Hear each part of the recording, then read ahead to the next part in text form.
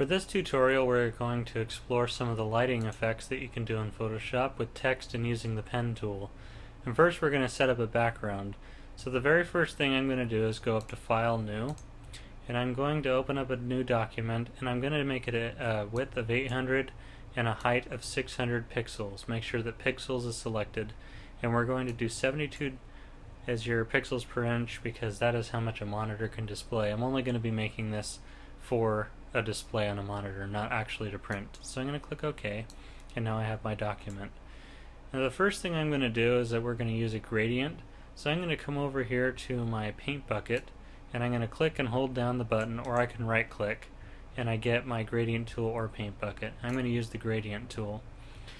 By default, you're going to have the linear gradient selected, and I want to do a radial gradient. The next thing I'm going to do is come over here to this bar where I see the gradient, and I'm going to click to edit my gradient. Now it's already been set up, but yours might look something like this, where the color is white blending to black. We do want black to be on the right side, and we want a color to be on the left side. With a black being on the right side, that means that the border of our area is going to be black, and then it's going to fade into the center being our color. And I'm going to choose a blue color, and you can just slide this meter up to get reds or purples or pinks or blues or greens or whatever you'd like. I'm going to choose a nice blue though, and I'm going to click OK, and then I've got my gradient here going from black to blue. I'm going to click OK, and I've got my radial gradient selected, and what I want to do is find the center of my document. This looks about centered to me, so I'm going to click, and I'm going to drag my gradient tool out to the edge. And there you see that we have this gradient circle that shows up. Notice that if I go into the center of my document and click and only drag a small ways, that I get a small circle instead of a large circle going all the way out to the edge.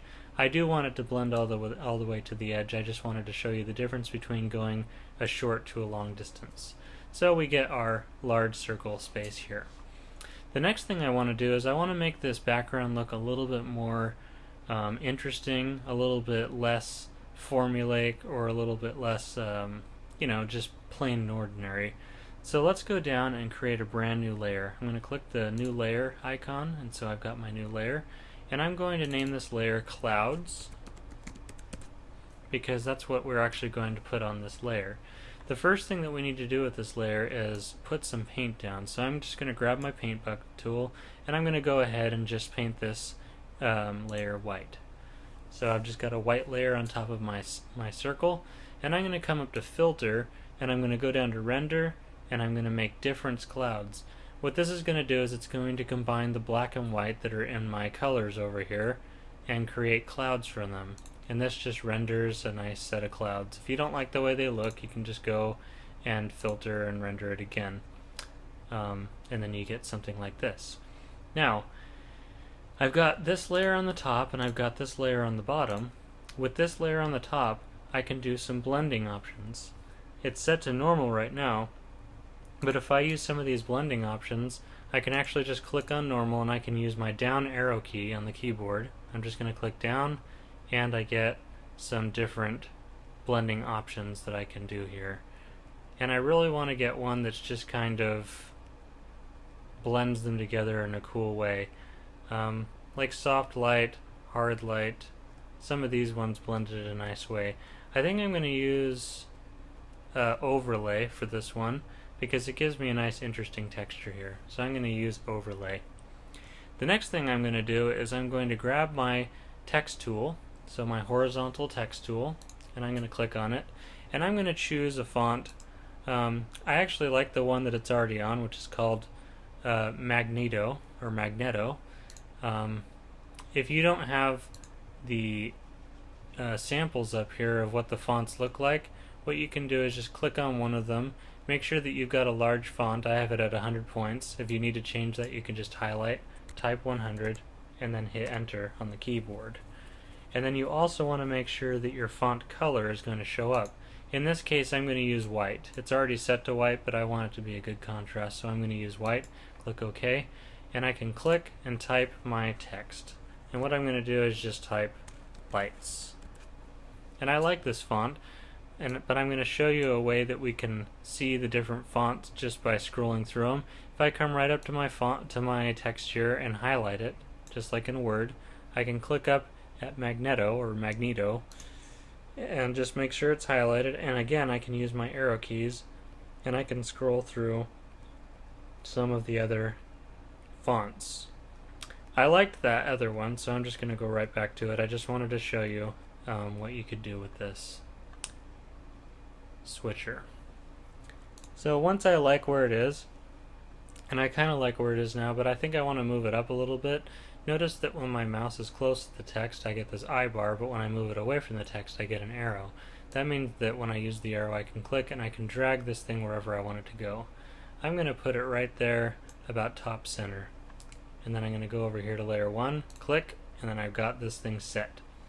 The next thing I'm going to do is use the pen tool, and with the pen tool I'm going to make some designs using the pen tool and the brush tool. So the first thing I want to do is create a brand new layer. So now I've got my fourth layer going, and I'm going to name this layer, double click it, and I'm just going to name it lines, because that's what I'm going to put on here. What we want to do is come over here to our pen tool. Right now I've got it on add anchor point, so all I have to do is right click and I can go to the pen tool. Before you put anything down with the pen, make sure that paths is selected. So I have clicked on paths. I do not want shape layers to be selected like this. Shape layers is default going to be on. You want to switch to paths. It's not going to work if you don't have paths selected, so make sure that you click paths first. What I'm going to do is I'm going to click right here, and that's the starting point of my line. I'm not dragging, I just clicked once, and then I'm going to come up here and click again, and then I can even click again if I want to have a third point. So I've got a little triangle going on here. Now I'm actually going to go back to the pen tool, right click, and I'm going to choose add anchor point. With this tool, I can add points to my line where I want to bend it. So I can click here, and when I click there, I get 3 new dots that show up on my little line here. What I can do with these dots is I can click, and I can drag them up, or I can drag it down, and it creates different effects. And then I can add another anchor point here, and I can make this line either bend away or 2, however I want it to go. And you can even grab this point here and you can stretch it out like that, and just play with it, and however you want to make your line go is up to you. I'm going to make it kind of go like that, and I can move this around as well. You can play with the line and make it exactly how you want it. Okay. The next thing I'm going to do is I'm going to come up to my paintbrush tool, because we're actually going to stroke this line with a paintbrush. And you can see how thick this paintbrush line is going to be. This is how thick it's going to be. And I actually like it where it is. I have a 13 size paintbrush, and I'm going to use it just how it is. And I'm not going to change anything, but if I wanted to change the color or the size, then I could change those things now. But I do want it to be white, and I think 13 will be a good size. So I'm going to go back down to my pen tool, and I'm going to come down to my line, hit the right button on your mouse, and I'm going to stroke the path. When I stroke the path, you're probably going to start with the pencil. That's where it's going to be by default, and simulate pressure may or may not be checked. You want this to be checked, because what it's going to do is it's going to make the line thin and go thick as it goes, and then go back thin again. So I want to make sure that brush is selected and simulate pressure is selected. Now if I click OK, this is what happens. Once you have your initial line in place, you can actually take these anchor points and you can move them into new positions, and then you can go ahead and stroke the path again. And you can move them even more, and you can get a kind of artistic line feel to this path. Once you have the path how you like it, you can right click on the line and you can delete the path, and now all I see is the paint. So we got a little lightning bolt effect kind of thing going on here. What we can do next is we can go up to Layer, Layer Style, and I can add an outer glow to this line. When I do that, you'll see that the edges of this are glowing. And they're glowing yellow, but I'd like them to glow white, just like my line. And so I'm going to click here, and I'm going to make this go all the way to white. Click OK. And then you can also add the spread and the size, turn that up a little bit to give it more of a glow.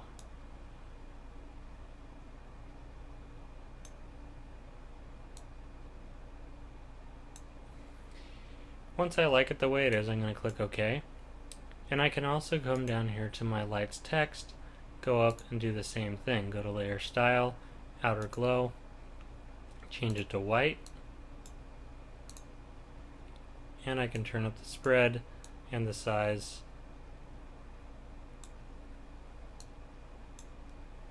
And now I've got a cool lighting effect. And I can move these things around as well. If I don't like the position, I can just use my move tool, and I can move the lights down here. I can go to my lines layer, I can move the lines up to wherever I want them to be. I think that if I were to put it like that, that would look pretty good.